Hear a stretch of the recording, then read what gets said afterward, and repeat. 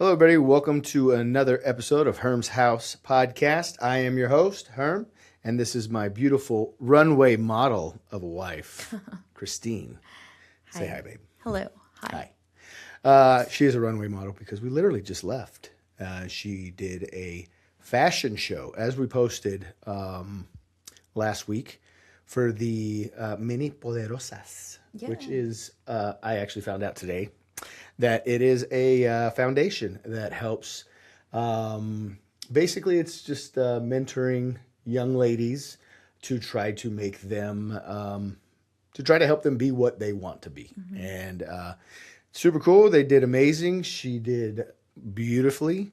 But nobody did as good as the tiny little 3-year-old named Lila, I believe. So cute. And she went out there and just strutted every ounce of her little dress and just put her hand out. And the best part about it is no one told her what to do. No one. She just is naturally rocking the stage. Like, she went out there confident as ever, like 3 years old by herself. Like, and then when she was done, blew a little kiss to the audience. It was adorable. She's so cute. Yeah.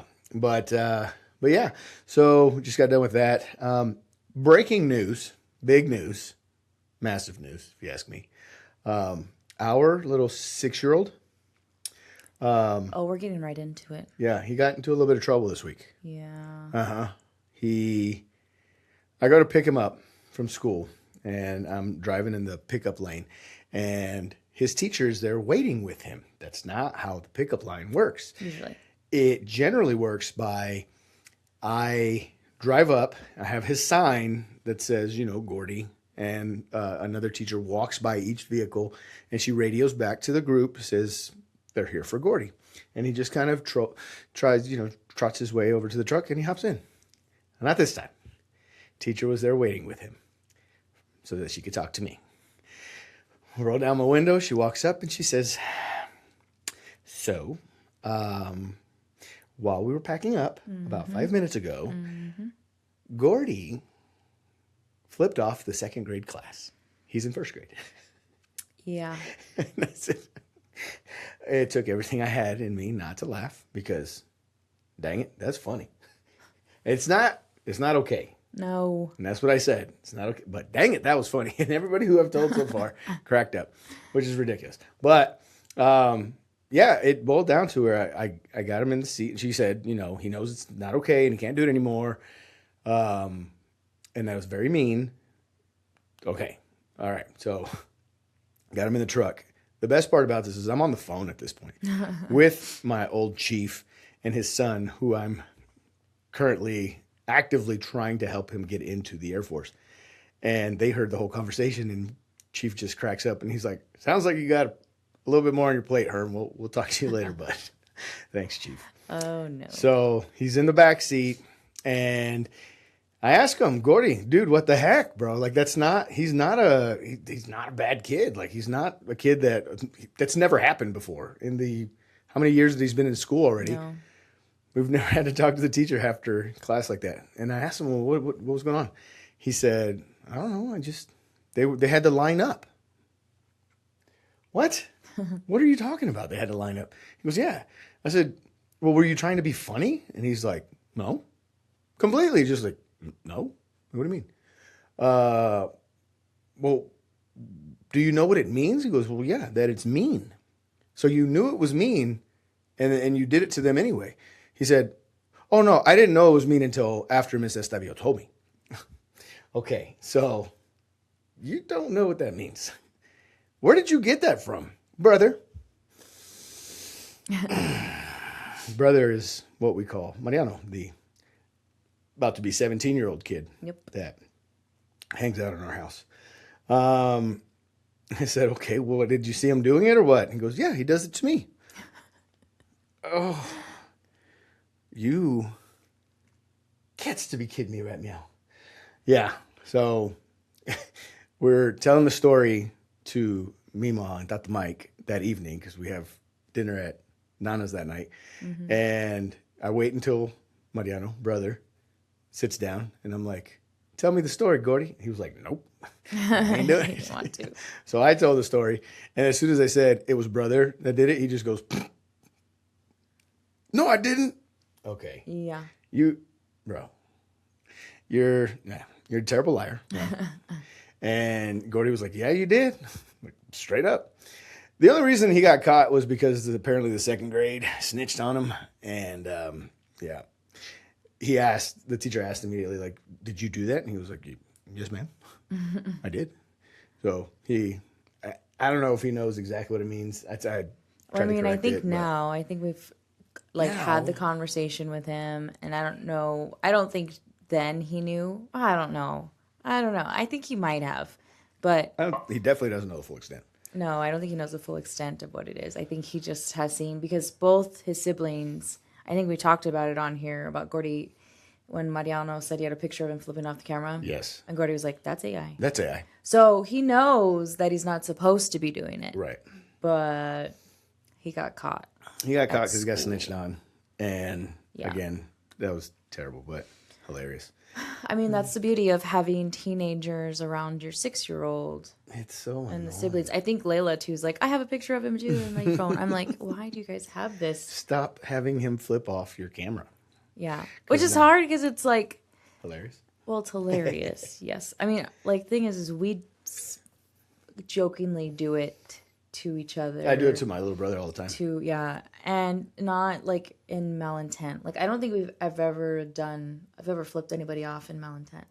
Oh, I have, like, while driving, but never, ever that I can remember while any kid is in the car. No, much less or like at all. I don't remember. I think we've just done it jokingly. And it is a very rare occurrence if I do it actually upset and like mad at somebody to be like, I've never seen you finger exactly give anybody the finger. That's my point. Yeah, so we do it jokingly, and we realize, well, Gordy's watching, and now he's repeating. Yeah.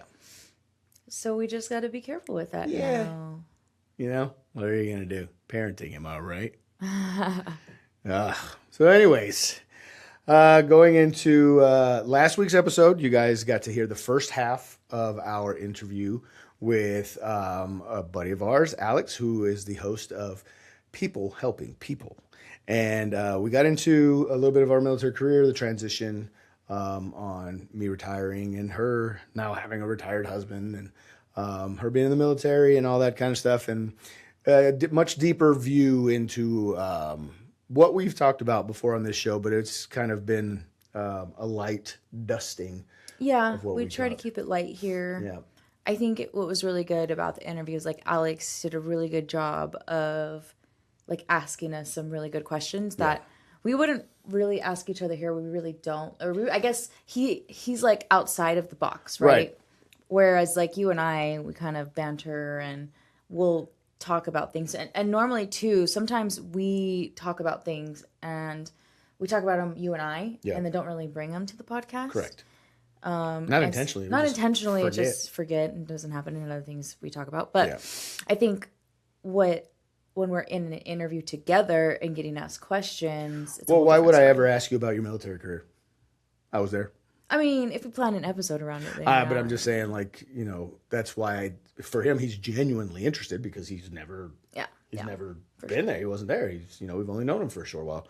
And for him to ask me, like, same thing. Why would you ask me about how it was going to recruiting? You were literally there with me. Yeah. So it's just the biggest reason why it's easier to speak to somebody else than it is to speak to each other when it comes to that. But hopefully you guys got a little bit of more info than you've probably were planning for. But you actually got a good insight as to what we do. Yeah. Well, and I think this part, like you said, gets a little deeper. I think we ended on a cliffhanger, hopefully. We're trying these things. Kind of a cliffhanger. I think we've talked about it a little bit, but we talk a little bit about that transition, how hard it was. Yeah. So. How much easier it's gotten. Yeah. Because apparently when you talk to somebody about how you're feeling, it tends to get easier to deal with. And it's okay to talk to somebody. How come nobody told us that? They tell you that. No, they don't. They just don't listen. In the military? I mean, in the military, the way it's done, it's like you sit through all of these trainings and like there's so many different trainings you have to sit through. And I think that, I mean, when we were in, it was a training. I understand that training intent. I don't think you would disagree with me when you say it's complete hogwash. It's on a computer. Yeah. It's the same training over, so it's very redundant. And you're just like, click, click, click, click, click, click, click. Done. Certificate, mail it to your training whatever guy, training manager, and then you're done. And you don't see it again for another year. Right.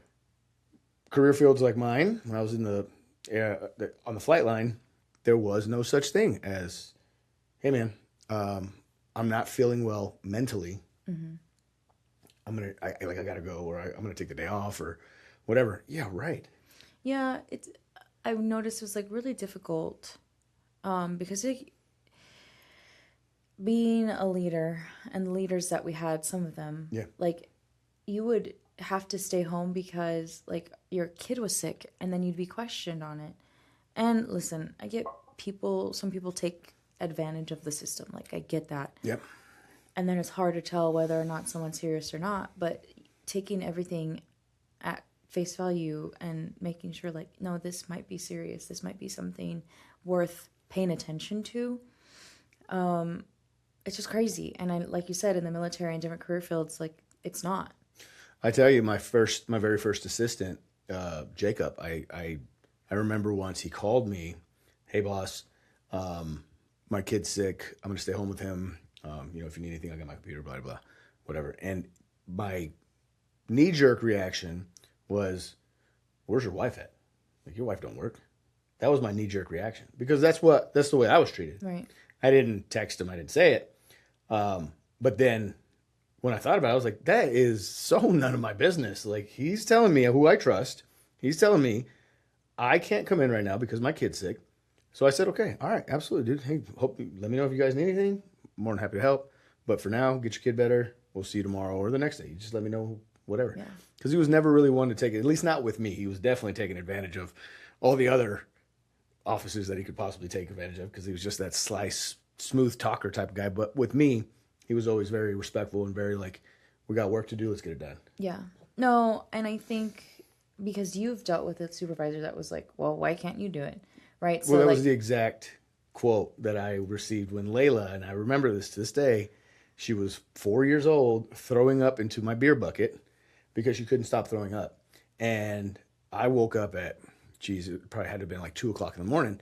And I'm sitting here, I'm laying on my side on the couch, and she's like in my stomach. She was a tiny little thing.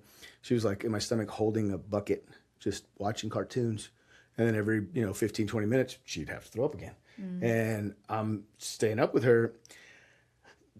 Mainly because she always just wanted me. It wasn't one of those things that I just did it just because she always wanted me. So I texted, hey, and it was early. It was like 4 a.m. Usually I have to be to work at 5:30. And I texted my boss at the time, same thing. Hey, my daughter's sick. She's been throwing up for the last couple hours. Might have to take her to the doctor. So I'm not going to be able to make it in. And she was like, well, where's your wife at? I don't understand how that's any of your business, but she's not able to take because we have another kid that's has to be taken care of and whatever. So that was why my knee-jerk reaction was exactly that. And I was able to catch myself and be like, no, that is not the way to do it. So I didn't.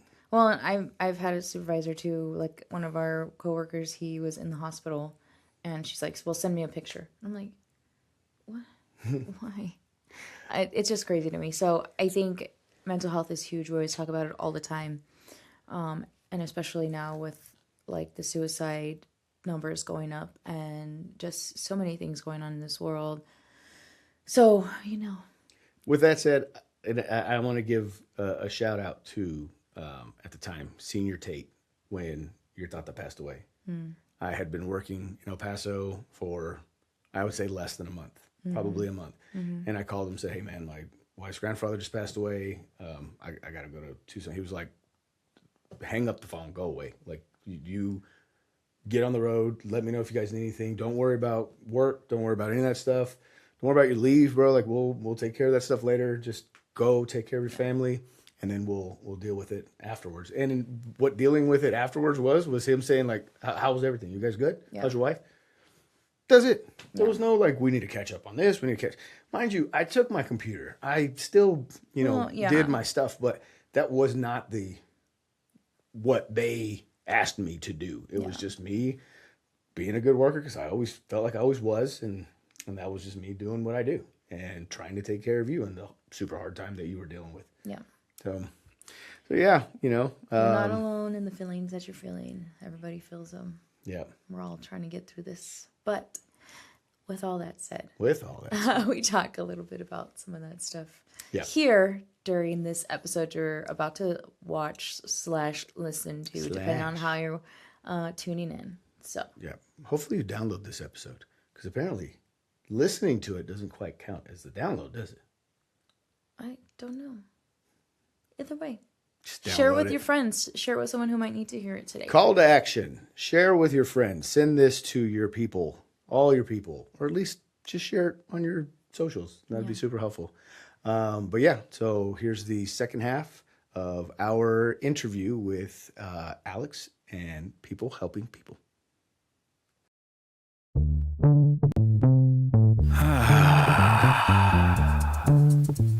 Yeah. What's everybody fighting for? Why can't people help people? That's the question. Oh my God, it's people helping people! Yeah. Come on, man. Yeah. Right there with you. Imagine that, a man struggling. I know. Yeah. Shocking. Yeah. And being able to just being patient on my end. Yeah. I think that's being a wife and being supportive of a significant other of someone coming out of the military is patience and time. Yeah. And just listening. Yeah. And not taking it personal, because that was rough at first. Like him coming and not really knowing, and I'm trying to understand and trying to get through the moods and the things we were going through. It's okay, we got to take a breather. Let's figure this out. Yeah. What's going on? Yeah. And I think that's so important. And I think we went to retirement last year, and you told the guy hey, call me. It was my chief. Yeah. It was my chief who was my superior whenever I retired. And that was the first thing I told him. I said, I want the favor before we retire, because we had a pre-party and all that stuff. I said, I need 15 minutes of your time. And he was like, let's go, whatever. So we went over to the side. It was, we're a rooftop bar and it's all fancy and nice. And I told him, you are not alone. And you might wake up day one and be perfectly fine. But you might wake up day one and be like, what am I doing? And I don't know. Call me. Yeah. You need to have a glass of whiskey from, 1,200 miles away? Yeah.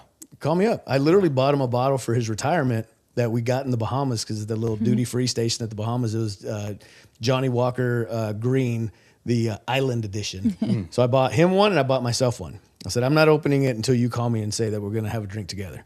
He hasn't called me yet. So we're, waiting on you, Chief. But I told him, I said, it might be difficult, because everybody's different. It might be difficult, but it also might be, you might be perfectly fine. Luckily, last time I checked in on him, he was like, man, I'm doing good. It's great. But what the advice that I would give to somebody coming out is, you're not by yourself, and you got to say something, because that was one of the big things. No, I got this. I'll do it. I'll figure it out. And then you're irritable, and you're just golly, especially with the kids, and you're taking it out on them without intention. Yeah. And who's the one suffering? I mean, it's them, but then at the same time, it's you not knowing. Yeah. So that was everybody that I'm talking to that's getting out. I'm like, hey, make sure you prepare yourself ahead of time, because I didn't do that. Because I didn't really have. One of the big things about the podcast that we try to do is just kind of deliver that message. You know, when you're getting out, whether it's retirement or whether you've been in for 6 years, it doesn't matter. That's been your life for a really long time. Make sure that you try to find somebody that's going to prepare you. We went through the one that they have for the military. It's called a Transition Assistance Program. It's literally just a bunch of briefs saying, you should take care of this, and you should take care of that, and you should take care of this. And I'm like, yeah, we got all that stuff, finances. I And don't need the systematic stuff. Yeah. But it's rare that one thing that I've noticed about a lot of vets, they're like, you have the resources, you use them. And it's like, oh, okay, cool. And then that's where it stays. Yeah. You're like, never. Where? Yeah. I mean, as a man, to reach out is a tough thing. And with Kayla and myself, what I've realized with our relationship is just sometimes, I'm a fixer. right? If she has an issue, I'm like, well, we need to do this. And it's like, dude, shut up. Yeah. Shut up. But I'm learning that about myself too, is that sometimes I just need to talk through things and hear it. And I'm like, man, it reverberates off these walls, comes back into my ears. And I'm sorry if it sounds crass, rude, or whatever, but thank you for listening, because I came to the solution, you know, like just by talking. Right. So sometimes you don't need somebody to tell you why or how or what. There doesn't need to be steps to get to a certain. Sometimes just like saying, hey, my day was this. This is what I'm struggling with right now, and this is how it makes me feel, and this is the way I want to move forward. And I've gotten good at asking the question. yeah, When she complains, or when my daughter complains, or when my brother complains, or whatever, I ask them, okay, what are you looking for? Are you looking for a solution, or are you just looking to vent? Most of the time, you hear that? yeah. Ask the Say question. that again. Ask the Say question. that again. Are you Yes. looking for a solution, or are you just looking to vent? And most of the time, it's I just need a vent. Yep. Come on. She taught me that. I'm not going to take credit. I'm not going to say. But it's so good. Yeah. And you're so right. Is like us not trying to fix everything all the time. Right. And yeah, just go ahead, let it out. And sometimes it doesn't have to be fixed right now. Yeah. I think a lot of the time, like, we'll stress out, you get anxiety, you get overwhelmed because you're like, it all needs to be fixed right now. I need to fix it. Everything's messed up. I'm like, what do I need to do to fix this? When it's really just, okay, let me take a breather. Yeah. Let me just take a second let's just write these things down. So I share with him, it's a brain dump note in on our phones.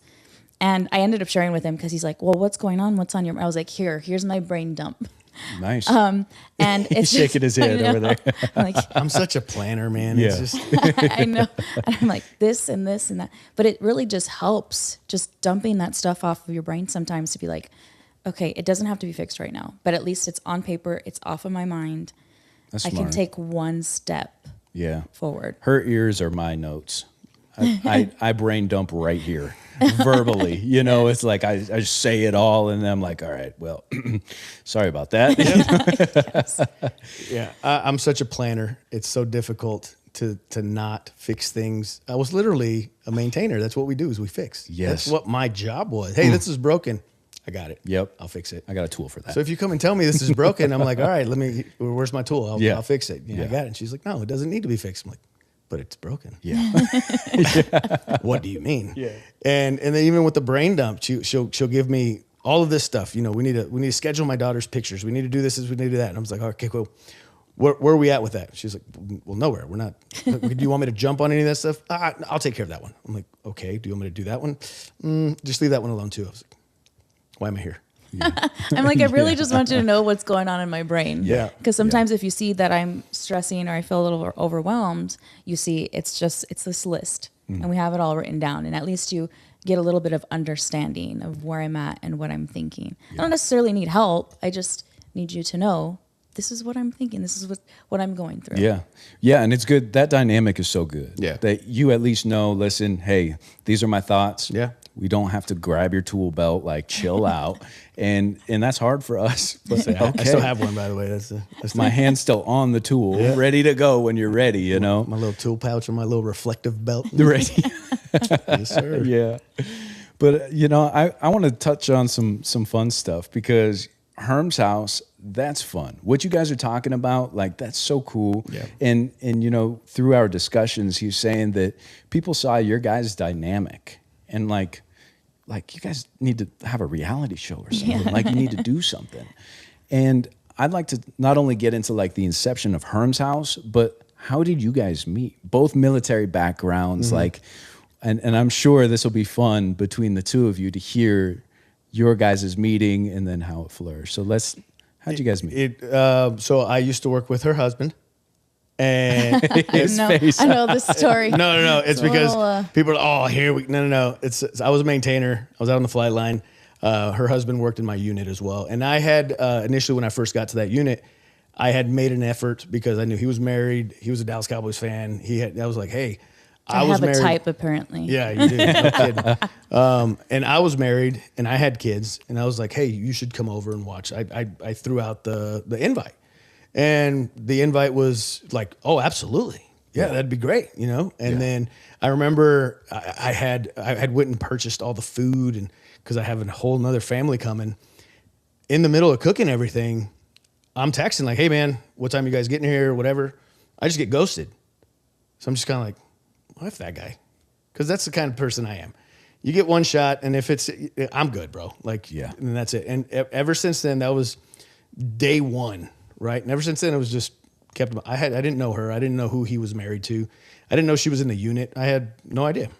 And it wasn't until I had scheduled put together a co-ed softball team for our unit. She used to be a softball player. He had invited her.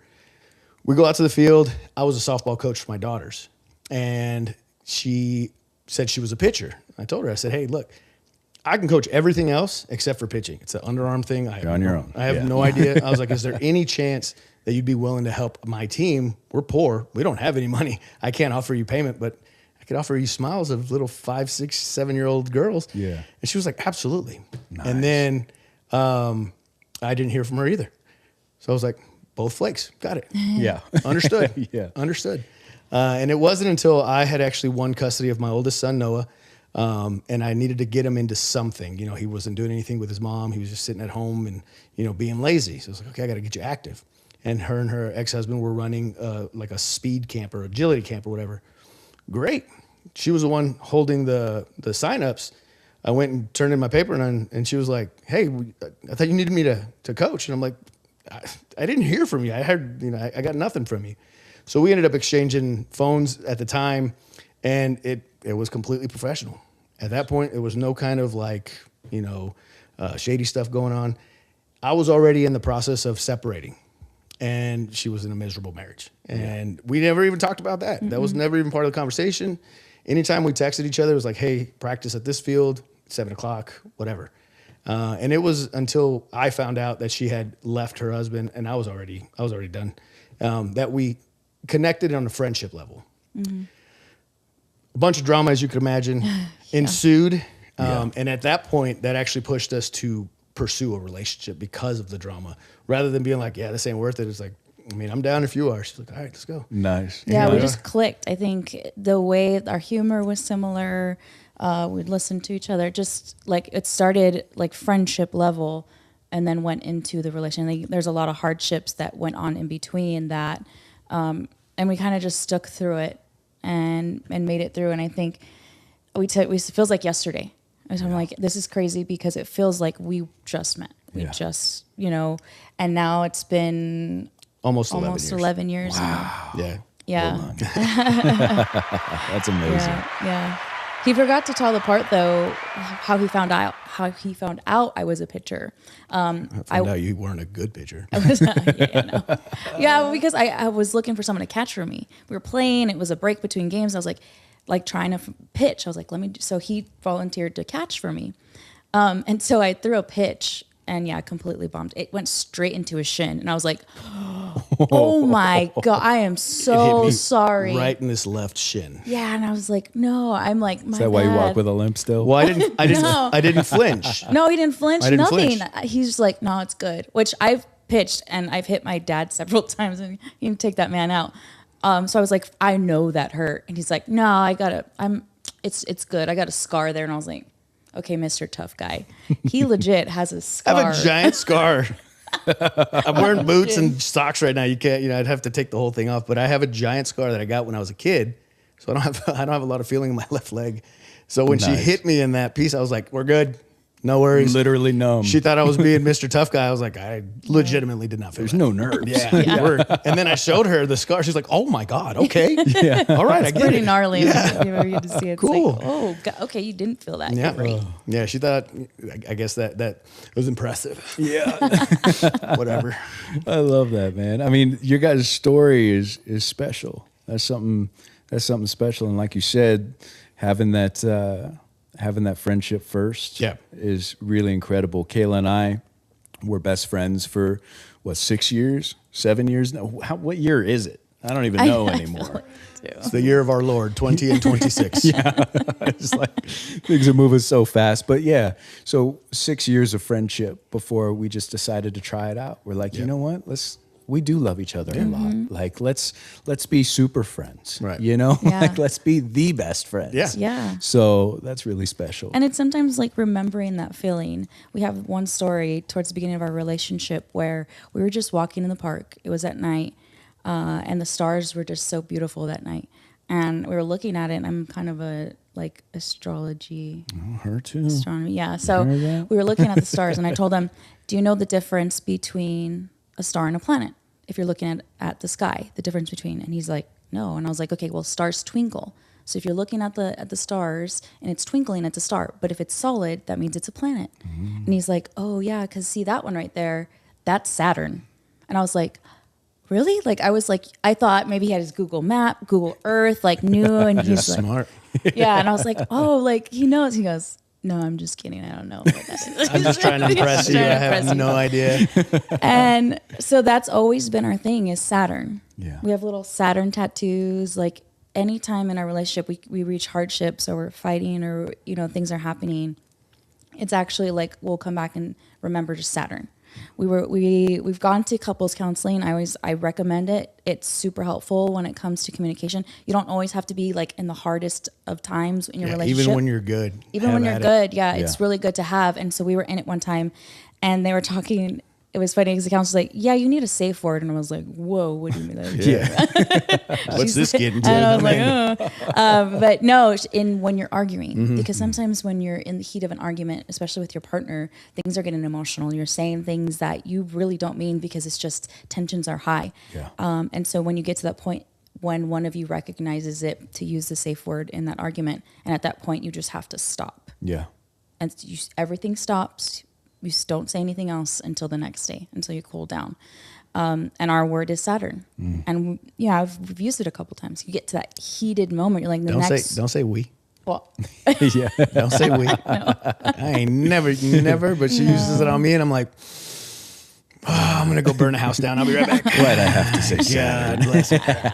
Yeah. Well, it's like a nice little placeholder, though, right? It's a placeholder in you guys' relationship, and you know, I think that's really cool, and it resonates. Not a lot of people in this world even have, you know, somebody that's close to them at all. Right. So you guys starting a podcast to show your dynamic and really put that on the forefront, like it's not only heartwarming, but given your dynamic of comedic relief, and it sounds to me like, you know, you guys aren't surface level individuals. I mean, just with this one sit down conversation, like you guys have a lot to say. You got a lot of wisdom to share, and people resonate towards that. And to see, I know people's favorite episodes of ours here, People Helping People, are Kayla and I just talking.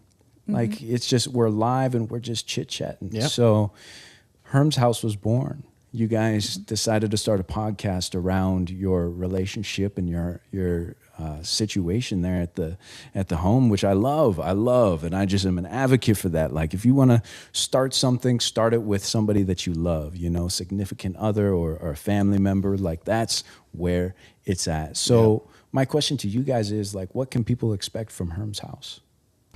People helping people. Thank you so much for being here. I just want to say I'm overwhelmed with gratitude. And we have a lot of people asking us how they can get involved and support. How can they help get these kids new shoes?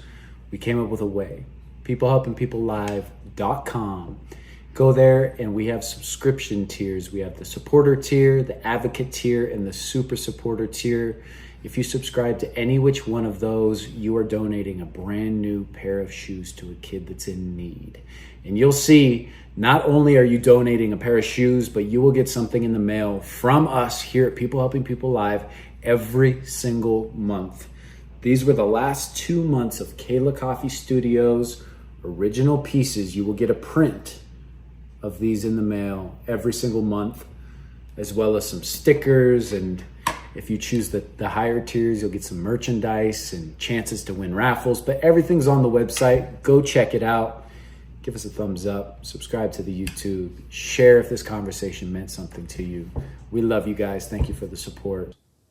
so I think for us, it's really being true and raw in our relationship, in our life, and bringing that humor out, because sometimes like laughter is the best medicine. When you're feeling a certain way, like you can just laugh and feel better about it, and providing that to just know people like here's everything we are. You're not alone in this world. We're all going through these struggles. We're not the perfect, family. We're not the perfect couple. But we're all going through it. And then if we can help you laugh through that, or just see the joy in life, like that's truly what we're bringing out with Herm's house. I love that. Yeah. I love that. That's what we try. And I can tell you, any episode that you're watching, it's not scripted. Yeah. We did we'll come up with topics and stuff that we want to talk about, but a lot of times we have to edit out the argument, because she'll be in there. It's like, no, it's not how. I mean, 5 minutes of like, do whatever you want. Yeah. Do whatever you want. Fine. And then we're back at it. So welcome back to Herm's house. Yeah. But it's genuine, just us getting up there and talking and having conversations, and we hope you can relate, especially with the kids, because a lot of people do have kids out there, and a lot of them, they're our age. It's wild with our 6-year-old, because all our other kids are so much older. Now we're the same age as everybody else's parents, but he's our 5th kid. And a lot of them, it's their 1st or 2nd kid. Yeah. And I'm like, I got a kid that is probably going to be having kids here soon. So. Right. I know we didn't go through the ages, because we have a 6-year-old, a 14, 17, 18, 21. Wow. Yeah. That's the full spectrum. It's quite a gap. Yeah. Yeah. Do you feel like you're just like you said, every kid's different, right? Yeah. I mean, so you get the full spectrum. You have the angel that was it was the first kid the easiest. Absolutely No. No. But that was so On both sides, because we're like, I mean, I would say we're the Brady Bunch. Yeah. I had 2, he had 2. Yeah. And then we have Gordy together. Yeah.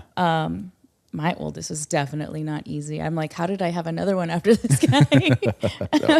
He was off the wall. He's still off the wall. He's 17 years old. Yeah. Still off the wall. I was too. Yeah. Oh God. him and the 6-year-old are just. I'm like, will y'all stop? God bless. You guys are wild. Acted the same age. Yeah. Like, wait Oh a my minute. gosh, yeah. It's hilarious. But no, my oldest was a handful himself. I got custody of him when he was 8. You don't get custody of a kid because everything's going great at the other side. You know what I Right. mean? So I got custody of him when he was 8, and it was a struggle, but he's genuinely just a good kid. Mm-hmm. And what sucks is I know, had I been there from the very beginning, that it would have been a completely different turnout. But what he is now, I mean, he's serving in the Air Force. He's doing very well. Yeah. And I know he is going to be a great man. I mean, I say he's a kid. He's 21 years old, and I know you could agree. At 21 years old, sure, you're man age, but you're a kid. Yeah, you are still a kid. Yeah. And same with him. I tell him you're still a kid, and I was like, when you're 30, we'll talk. Yeah. But right now, you're still a kid. Yeah. And he's going to be great, whether he decides to have kids or just stays in the Air Force or whatever. He's going to be great. Yeah. Same for all our other kids, but they're going to be different. The one that I would say the angel, quote unquote, was my daughter, which she is no longer, because she's now 18 and she knows everything and, all that kind of stuff. But when she was little, I mean, it was, I would scold her. I would raise I think still, if I raised my voice an octave, she's like, Yeah. and tears just come. Yeah. Come on, dude. Yeah. She's like, yeah. But the little one, Tasmanian devil. Yeah. Yeah. And Both of our second ones were easy, because my second one too, he's like focusing in school. He's really good. They listen. I mean, still a boy, like Yeah. still like, Yeah. but yeah. And I think Gordy has like the perfect mix of us. So we see him do something like, that's you. He's being a little asshole. He's that's you. Yeah. Having to parent the you out of your kid is very difficult. Oh, no kid. Oh, gosh. I can imagine that mirror. Yeah. That would be the scariest thing for me. Because I know when I turned that switch, it was 6th grade. You go from 5th grade, all elementary, it's green grass and daisies. And Yeah. then 6th grade, all of a sudden, there's a huge gap in mentality because, you're growing up now. That's called puberty. Yeah, exactly. And there's some independence that's coming with that, and then that comes rebellion, and with rebellion comes, you know it all. Teen pregnancy. Oh gosh, That was us. Yeah. Yeah. I know every time our kids get through the age we got pregnant, we're like, yes, another one made it through. Another one passed it. My son's 21 with no kids, at least that we know of. And I told him, you've already surpassed both of us for our second second child. Yeah. We both already had 2 kids by the time we were 21. Yeah. And he's at 0. So, you know. Yeah, right on. Yeah. My daughter's getting ready to graduate kidless. So that's Yeah. another huge accomplishment. I wish the bar wasn't set so low, but it is. I know it you know, and we're going from there. I love that, man. Yeah, like you guys said, the Brady Bunch, like that's so entertaining. And to hear, like I said, the experience of you two with 5 kids, being able to pass that on, and then the hardships that come with that, and then the triumphs too. Like, let's celebrate those things.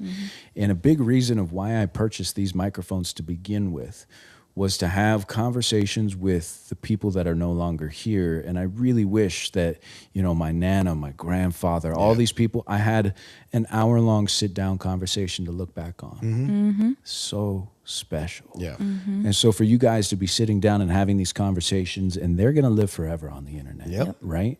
So when you are a grandfather and your kids are getting older and those kids are having kids, they get to look back and see what life was like, who you were like a little, there's some legacy in that. And, you know, I'm not a huge fan of the term legacy, but it's, it's important. It's important to sit down and have real conversations with people and to be raw and give whomever is out there a piece of who you are if you're willing to. You know. So Herm's house. I want to kind of talk a little bit about why Herm's house is Herm's house. Like, you enjoy having people over, and then all of a sudden everybody's like, hey, you know, whose house? Yeah, we're going to Herm's house. Herm's house. It's very much. So I was a recruiter for a unit in 2 different locations, California and Texas, and I made it a point to make sure that nobody's alone.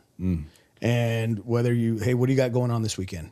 I'm just hanging out at the house. Are you hanging out at the house because you want to? Because you have to. Because if you have to, come to the house.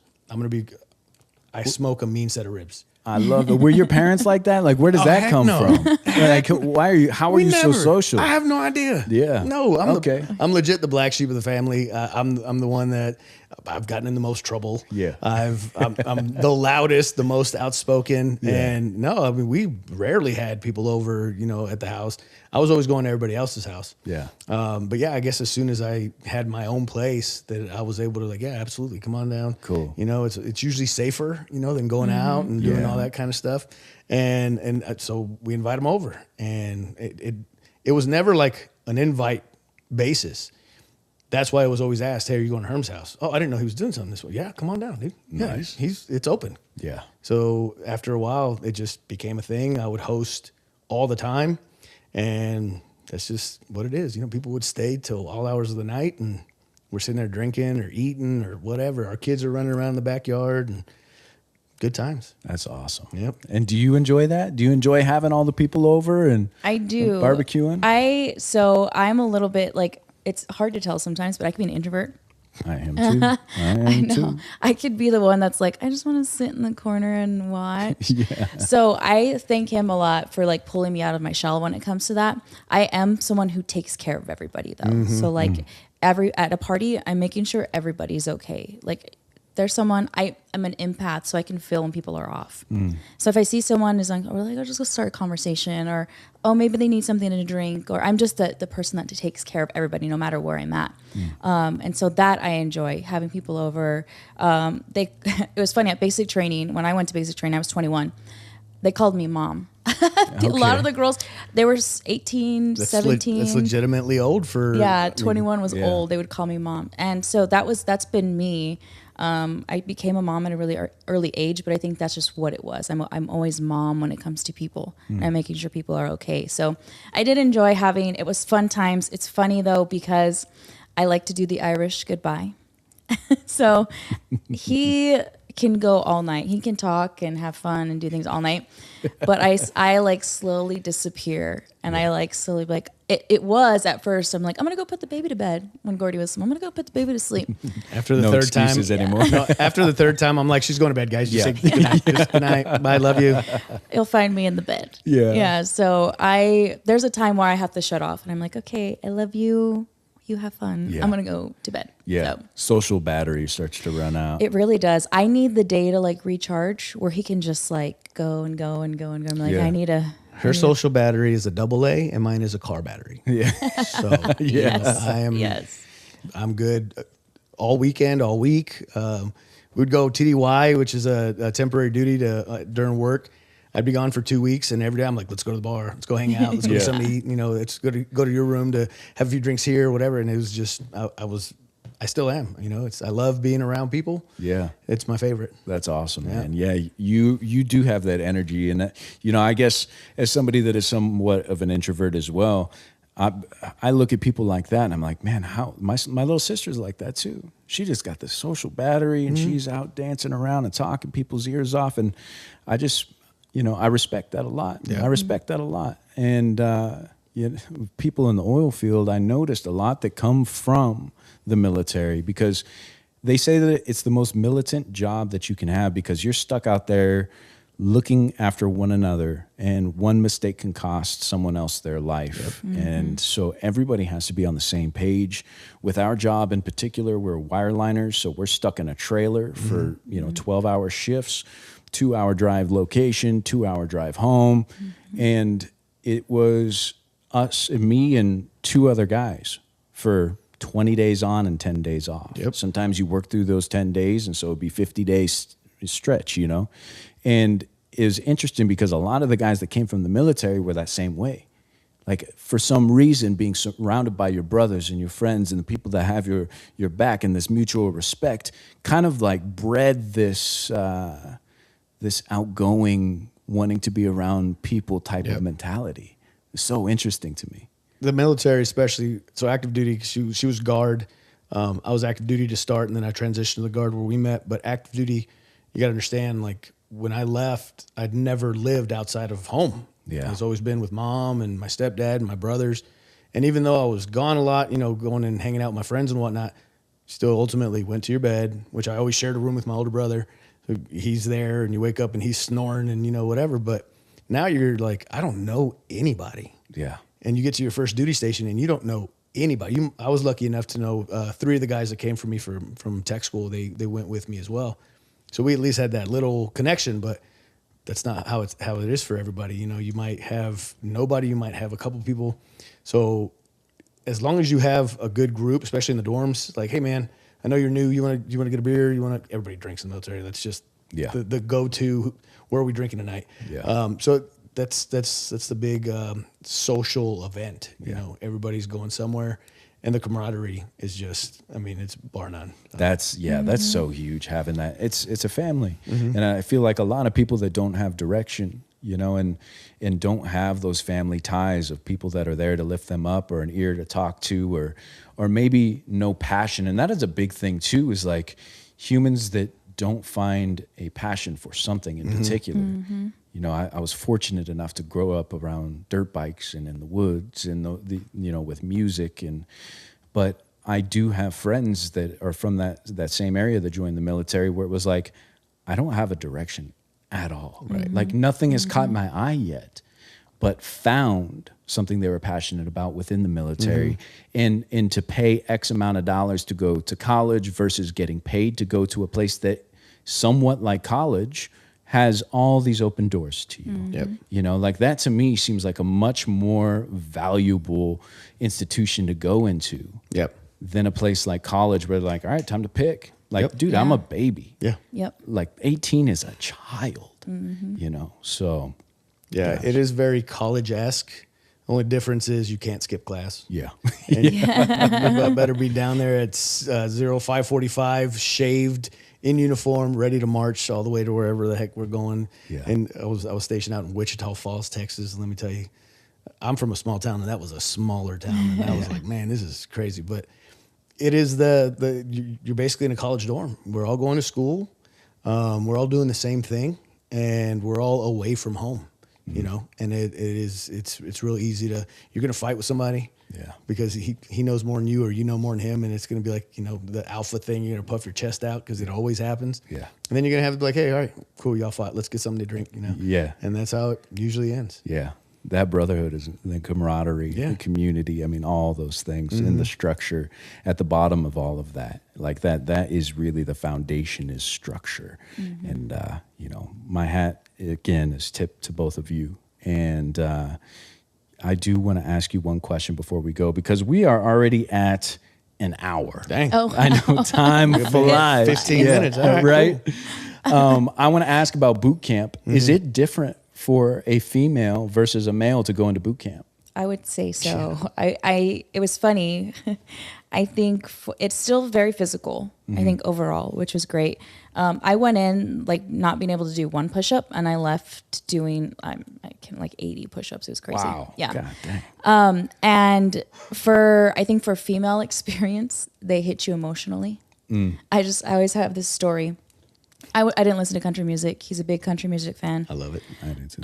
And we were sitting, so at basic training, our TI, we had 2 TIs. One was a training TI. We were his TI. last flight. Training Training instructor. instructor. Okay, thank you. Sorry. No, it's okay. Yep. I'm not in the know. Acronyms. I know. All the acronyms. So we have 2 training instructors. One is we were his last flight. He was going to graduate to go on and be his own TI, his own thing. And so the one that was actually training him comes in and they say A bay to B bay, which basically there's 2 bays of just bunk beds.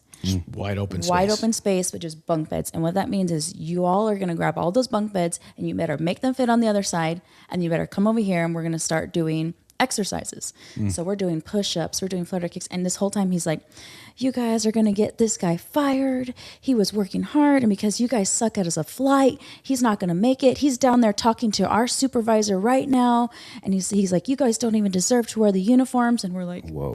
doing these exercises, right? Flutter kicks, push-ups. And he's like, you know what? He brings out this 2 letters from his office. And he's like, don't stop. We're just going. And he calls over 2 of our leaders. And he's like, read this letter. This is from a soldier from war. And so it's like, if you're reading this, I probably didn't make it home. Like, this is my one-way. I got a one-way ticket. And all of us girls are just bawling at this point. We're like, we don't even deserve to be here, And we're like crying and we're doing push-ups. And he's like, yeah, and whatever. So we read this letter. And then fast forward when we start dating many years later, we're sitting in the car. And I'm like, I hear the song, and it's like, if you're reading this. John Michael Montgomery. Yeah, He's got it down. Letters from home. The fact I was king. like, yeah.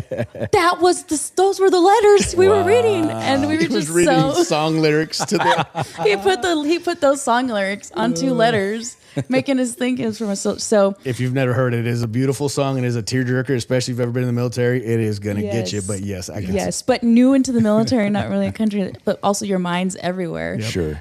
Especially for females, they hit you emotionally. Yeah. And so a lot of it is like, okay, as long as you're just here, you got to do it, do what you're told, fall in line. It's okay. You'll get through this. You make it through. That's how they break down the females emotionally. So that's my experience is what I saw compared to Ours was straight up physical. Oh, yeah. I mean, you want to talk about push-ups galore. Say I could do much more than 1 push-up when I first got there, but when I left, I mean, you want to talk about endless push-ups. Yeah. Like that was just I can keep going till you tell me to stop. Yeah. And there was one situation where I had gotten sent to a different flight. They made me pack all my stuff, and I had to, put everything. I had just gotten my service dress, so it's hanging off my duffel bag. 40 pounds sitting on my shoulders, and then I go to knock on the door, and the guy's like, "I don't know who you are. I need you to do a wall sit until. Don't take anything off. Do a wall sit. Oh, God. You're in a squat. Yeah. Until I come back." And I'm sitting there, and you have to take off. You have a canteen belt. You have to hold it out. Oh, God. While you're, so I got all this stuff and I'm holding it out. My legs are just shaking like crazy. I was out there for what felt for 2 hours. In reality, it was probably 10 minutes. Yeah. Can you imagine a wall sit 10 minutes? He finally walks out and he goes, "Oh, I forgot about you. Come in, man." Just sweating, shaking. And it's in the middle of June in San Antonio, Texas, pure humidity. And I'm in full uniform it was back in the day, they did not have breathable uniforms. And I was like, this is terrible. Oh my God. Yeah. But I got in great shape, man. Yeah. I It was, yeah. Coming out of that, like, I never knew how strong I could actually be, and the challenges you get through, and just the way they do break you down. And once you're broken down, they build you up, though. And they build you up, and I feel like they build you up in the best way. And it honestly prepared me for the rest of my life to say, like, okay, you can get down, and it might get down, you might get broken down, but you can build yourself right back up. Yeah. Yeah. I always say I've been through worse.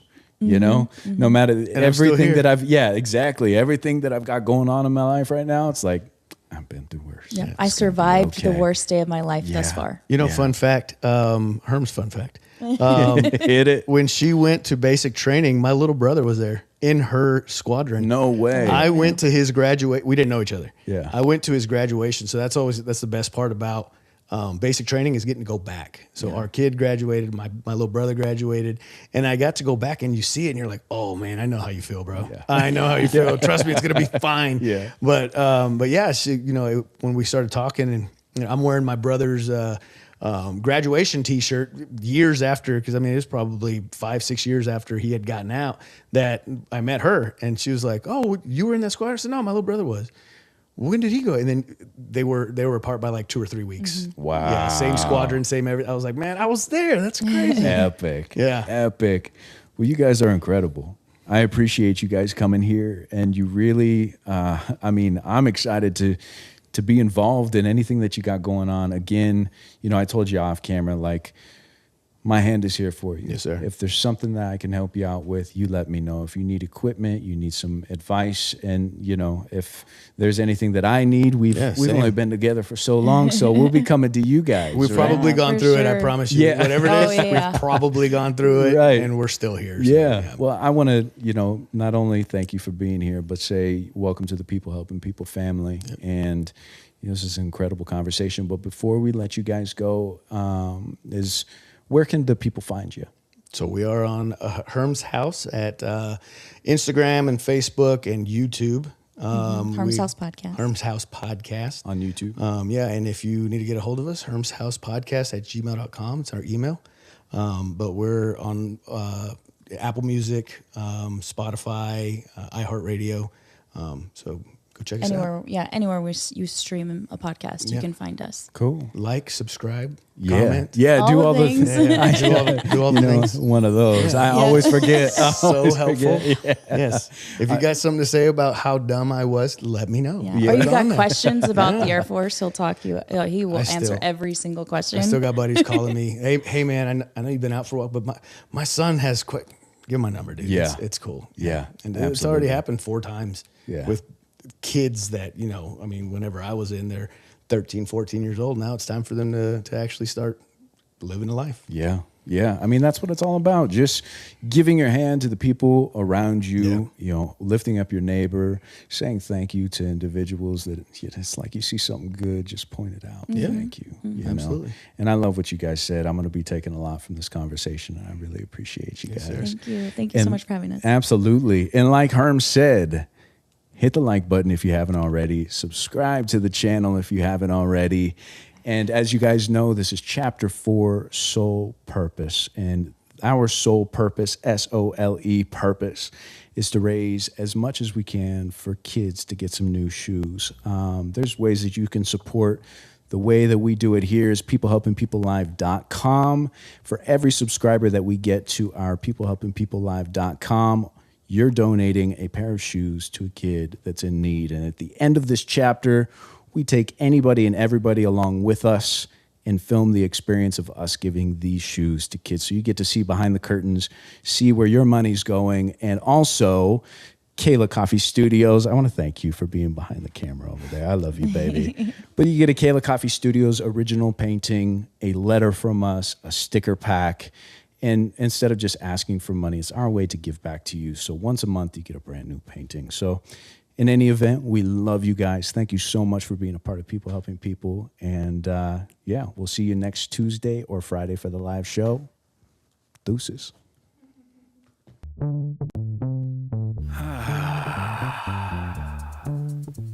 Yeah.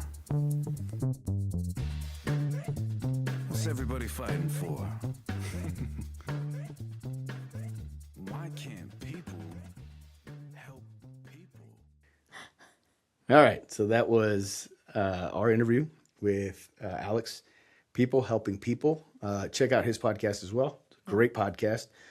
He will be tagged in this, us posting this episode as well, but make sure you reach out or, get a listen on his podcast as well. Great interview. I thought it was awesome. I loved sitting with him. We sat with him for a little over an hour. Yeah. Time flew. Oh, I know. It was great. It was a great conversation. I hope you guys enjoyed it and felt like it was a great conversation and we left you wanting more. So you come in and listen to our podcast. Yeah, hopefully. But yeah, what we were talking about earlier was, mental health, take care of yourself. It is such a difficult, especially for men. It is such a difficult thing to say, I am not okay. And it took me forever to finally be like, look, okay, maybe I need a little bit of help, because it's admitting it is weakness, quote unquote. And no matter how many people say no, it's truly strength. Like, no, you feel weak doing it. You feel weak, but it's not weakness. But I want to make it clear that you're still going to have the feeling of weakness. You are. And I think the biggest thing is, like, it's okay. It's okay to feel that way. It's okay to feel down. Like, it's okay to have emotions. Like, those feelings that you're feeling, they're okay. It's life. Like, it's okay to not be okay. It's okay to not be okay, but know that there's still hope and there's still things for tomorrow. Like, yes, you're here right now, but this isn't where you have to stay. And there is resources, there's help. There's so many things out there to continue to take you to a better place. Especially for us veterans. Yes. Especially for us veterans. First responders, you guys, we all have those options to reach out. And at minimum, just reach out to your buddy. Reach out to your friend, your brother, your sister, your parents, somebody. And if you don't have that, there are so many different avenues that you could reach out to and just say, hey, I'm just not doing well. That doesn't mean you're trying to you hurt yourself or you're trying to hurt others. It just means that you're just not doing well. And sometimes you just need to be able to speak about it and get it off your chest. And then you'll realize, like, after you're done with that, you're just like, dang, I didn't know that I had all of that in there. And it's crazy. Yeah, 988 is the suicide hotline. 988. Even if you feel like you just need to talk to somebody, you can call that number, and it helps you find things that you enjoy again. Find the things that make you happy, even if it's a small thing. Even if it's just like coffee in the morning, if that's what's make you happy, or a drive, or whatever it is, you're worth it, and you're loved, and we love you, and you are part of Herm's house, and we are here to provide what we can provide, and hopefully bring some laughter to your life and the things that you get through every day. Yeah. We love you. Say it back. I bet somebody did. Hopefully. Anyways, with all that said, thank you guys again for listening to the episode. We would like to thank our sponsor, as always, Anchor Financial Solutions Group. They're the ones that have been with us almost since the very beginning, and have been helping us out with our being our sponsor and part of the show. We're going to be interviewing them here really soon, you're going to get to meet the group. It's going to be awesome. So for all your financial needs, make sure you reach out to Anchor Financial Solutions Group. We have their information in the show notes. The show notes on our link tree. You can put in it's like a form you can fill out. We can get your information straight to them. Yes. So they are local to Tucson, but they can help you nationwide. So regardless of what state you're living in, reach out to them and they will be able to help you out with all that you need. And trust me, there's way more than what you think. Yes. So have at it. Okay. Well, like we always say, you ain't got to go home, but you got to get the heck out of here because we got stuff to do. So, bye. Okay, bye. Huge thank you to our sponsors for keeping Herm's house going. Your support helps us continue our mission to uplift veterans, families, and our community. If you want to support the show, it's easy. Like, comment, share, and subscribe. And if you're interested in sponsoring an episode or partnering with us, reach out anytime at Herm's House Podcast on Instagram, or email us at hermshousepodcast@gmail.com. Thanks for visiting Herm's house. Y'all come back now, you hear?